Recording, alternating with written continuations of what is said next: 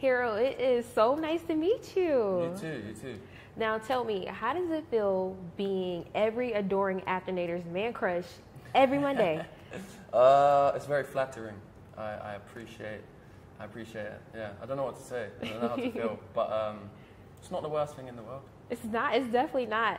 Since the release of After and the Afternators just embracing you so well, what do you say is the biggest thing that has changed about your life? My availability. Ooh. Yeah, I'm just busy now, I'd say. I try not to let anything change that's within my control. So I just think it's just that I'm busy, and that's a good thing.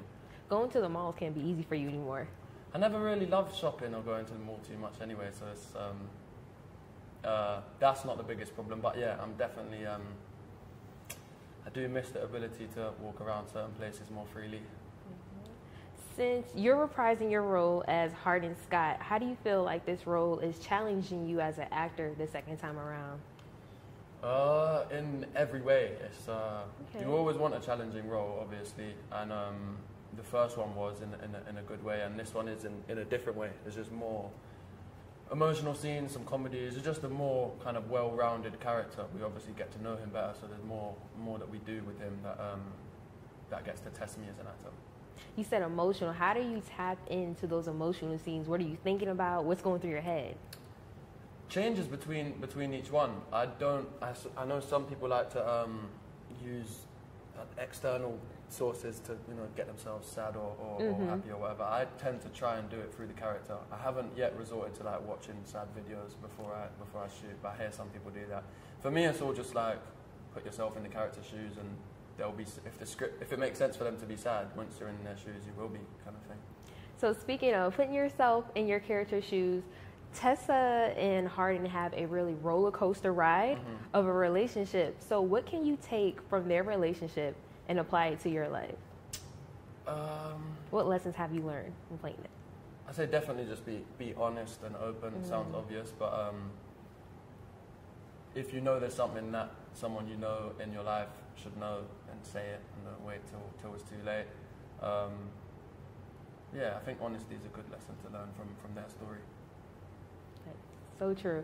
So in the first film, you mentioned the lake scene was one of your favorites, or most interesting because of the snake scenario. Yeah. After reading the script, what scene were you just dying to shoot this time around? I have more scenes with conflict that I haven't done too much in terms of like fight scenes. I wouldn't even say fight scenes, but like that kind of thing where you have a stunt coordinator, and that stuff for me is always cool to learn because it's just different. You don't do too much of it. There are a lot of scenes I was excited for this time around, but I don't want to give anything away. But yeah, can you tell us where it's being shot at least? Where what's being shot? One of your favorite scenes. Where is it being shot? What am I yet to do? We shot one of my favorite scenes yesterday in the hotel room. It's the only scene it's the main scene with Tessa, Trevor, and Hardin, and obviously that dynamic's really fun to play with. I wish we had more scenes with the three of us. Okay, so now you're on set for about 14 hours a day. So when you leave set, how do you unwind? I don't think you need to unwind. You just fall asleep quite quickly after long days. I don't do anything after we finish. On a long day, when you work 14 hours, I just go home and I'm straight to bed, to be honest. And then I prefer to wake up earlier in the morning and do more.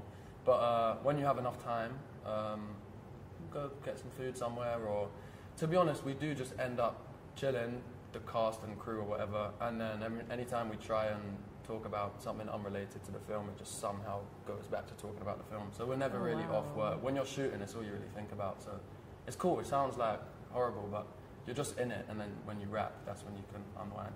Now, this is your second time shooting in Georgia, maybe even your third. Are there any places you like to frequent? When I'm in Georgia, I haven't been around too much. Last year, we're just so busy when we're here. We don't have much time. But Malcolm from Crafty always sorts us out with something to do. We did like an escape room one weekend last time, and he took me out a couple weeks ago.